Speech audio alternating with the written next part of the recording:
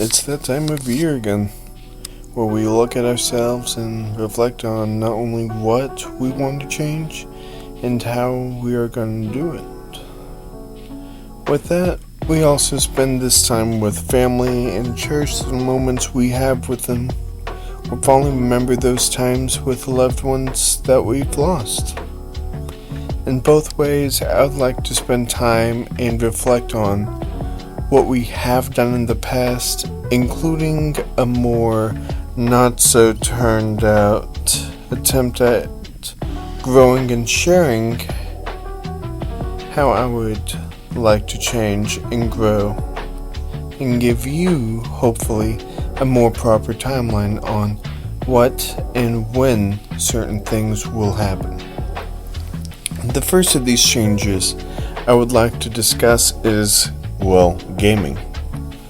I know that most of the gaming content I have provided has not been the best in quality, being shaky at best. To this, I am happy to announce that I did get some upgraded software so gameplay will run smoother and will be more frequent in content, with streams being more of a possibility with me obtaining a PS4. And I know it's not the most recent thing, but an upgrade is still an upgrade in the end. Expect to be seeing more live streams, playing offline games, and better quality with videos irregardless because of this. The next thing I want to bring up is something I have been doing over at Gravestone Studios before I closed it down and left the vids unlisted. I'm wanting to discuss more topics based off of characters and their development, along with ideas seen within various forms of media. Some projects with this idea going forward will be discussing what makes an antagonist a villain, a character dive into the Overwatch character Ramattra, and the weird appearances and evolution going on with a once Halloween reskin turned replacement in Five Nights at Freddy's covering the Nightmarian. You know I had to bring in something FNAF related after all of the content relating to the franchise was released on this channel. But worry not, there will be more to the channel, although I will always respect and look forward to the works of Scott Cawthon and Steelwool Studios. Thirdly, which will be a shock to you, is me wanting to experiment with subject matter and how it can be presented. Some ideas for this will be discussing real-life horrors, which will be talked about with the subject matter being presented under grave light, despite most events being memed in the world, like how COVID was. Along with this, I will need to be discussing a part of my hiatus time being spent, and that is writing stories. For those who don't know, I am one who enjoys writing stories and sharing them with others, with a dream of mine being making an animated series or show in the future.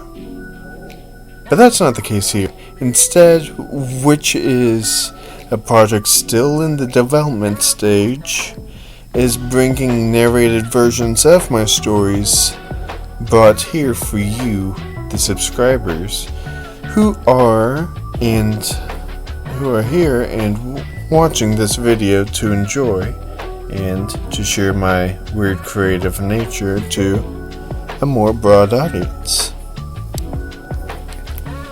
Last but not least, I do want to make content more frequent, including scheduling times to live stream for you guys, because I want to be more consistent when pushing out content. That, and I want to make sure the quality of the content is good as well. I hope I am able to pull off. I just hope I am able to pull this ambitious venture off that realistically, I may never know how it'll turn out. Well, and until I experience it at least. Even though I did say that was the last thing, I do want to bring up one big and important thing, which has nothing to do with content, but also has something to do a lot with content. I want to bring up some of the relationships I did form this year, from just talking to someone to making new friends while maintaining old relations, because some of these people have been the biggest amount of support I have had this past year. And, well, beyond. To say how great these people are is just underplaying how they impacted my life.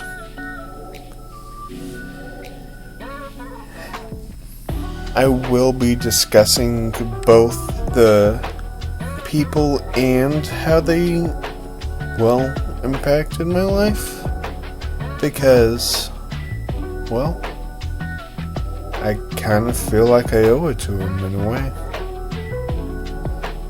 because they've been there for me when I needed them, and I try to be there when they need someone. And, well, it's kind of hard to say it, but I sometimes struggle to see value in myself, and they do.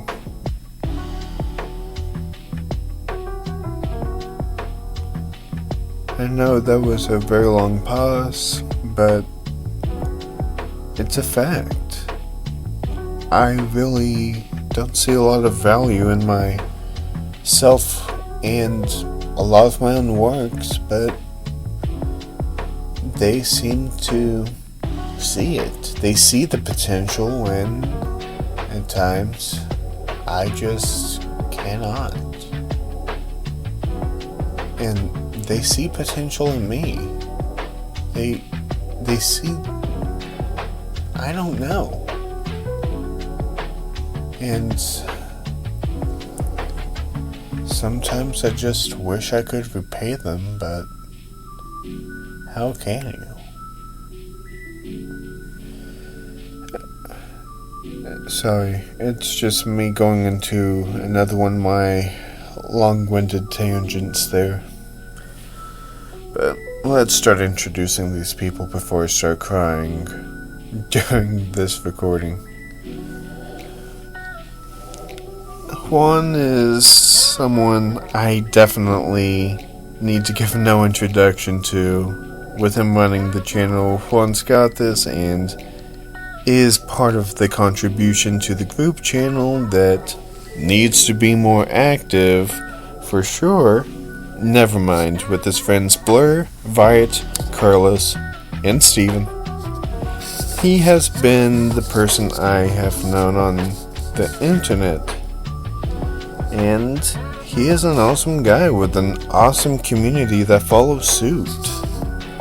Through Juan, I was able to see, despite a lot of the threats you learn about during internet safety, that despite all that, there are still genuinely nice people who are who they say they are, and it's not just someone trying to lure you away.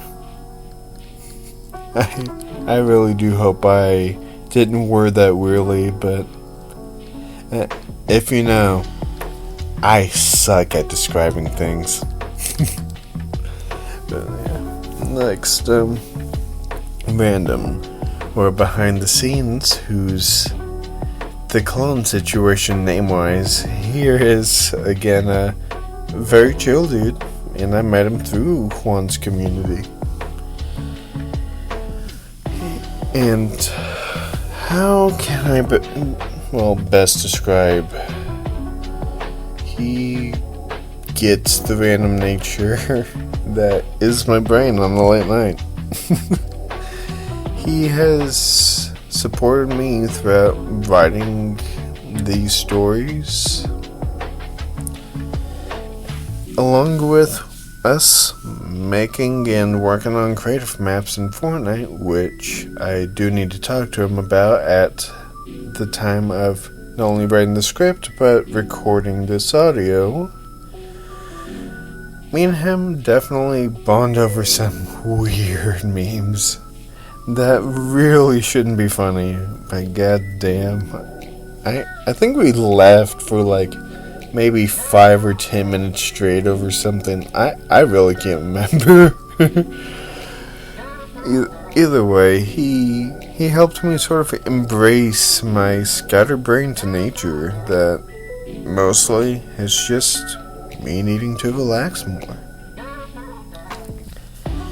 Next in of the non-Richard variety is a programmer at Glowstick Entertainment, which released Dark Deception, and he himself published and is remaking a fan game he made called The Joy of Creation.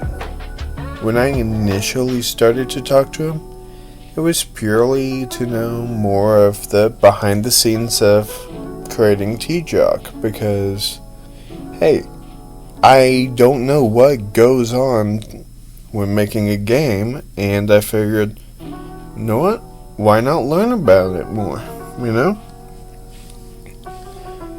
And, well, does he consider me a friend?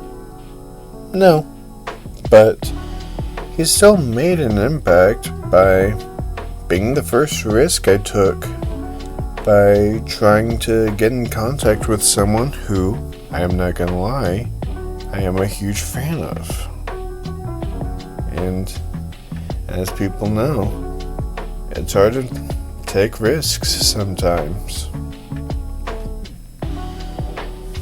Spooky Ghouls, a fellow horror enjoyer and YouTuber, is someone who I more recently got to know, and dare I say, for the sake of reiterating a phrase, the dude is amazing. He is very chill, and there is a vibe about him that just hits at home. We do tend to discuss stuff and hang out off streams, but out of anyone I talked to in recent years that I did not know in person,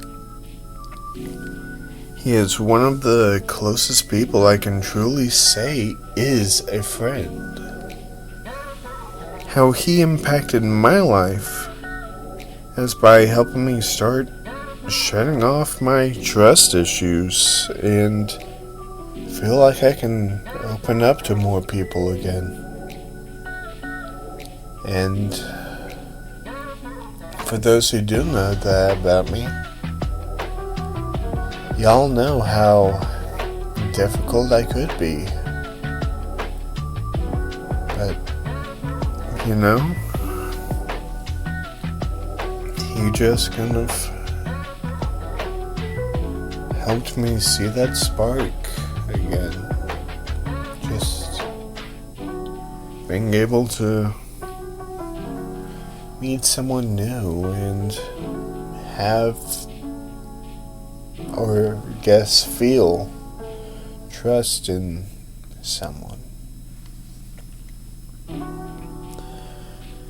The last person I do want to mention is, well, probably the person who impacted my life the most for many reasons. So much so that it's hard to explain. Hey, it's just harder to explain than the rest. He's always been there, and not only is he my best friend, I consider him more as like a family member.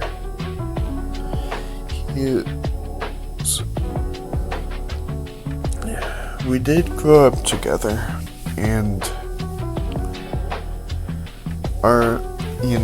he is one of the very few people I know personally and in person that I still manage to talk to despite me forgetting a lot of things. Which, if you wanted me to say his name, I would. And he could also confirm how bad my memory is.